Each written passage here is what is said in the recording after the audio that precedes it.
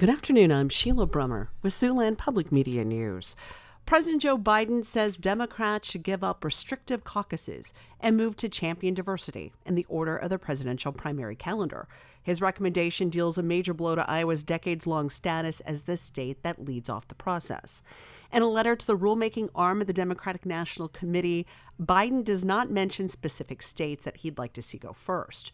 But he's told Democrats he would like to see South Carolina moved to the front of the calendar, according to three people familiar with his recommendation.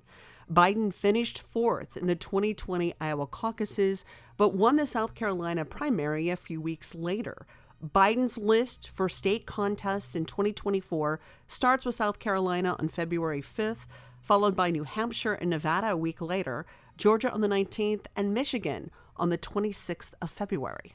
The Rules and Bylaws Committee of the Democratic National Committee is meeting in Washington, D.C. today to recommend which states would hold the early voting contests in 2024. The full Democratic National Committee will meet early next year to vote on its calendar for state primaries and caucuses.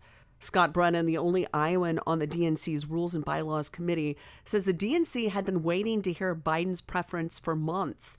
He tells KCCI Television Des Moines this new development is, quote, a complete kick in the teeth. Brennan says he's very surprised that the news media had the information before members of the committee. And the economy usually perks up with year-end holiday shopping, but there are signs that optimism is waning this month. In the latest survey of business leaders in 8 Midwest states, including all 3 Siouxland states, Creighton University economist Ernie Goss tells Radio Iowa for the first time in recent years, the region's overall index or business barometer plummeted below growth neutral, and it's now fallen 6 of the last 8 months. He says the November survey shows the mid-American economy is not good at all. Goss says the biggest threat to the economy is higher input prices due to inflation. The survey finds employers across the region are having significant trouble finding qualified workers to fill vacancies. For Siouxland Public Media News, I'm Sheila Brummer.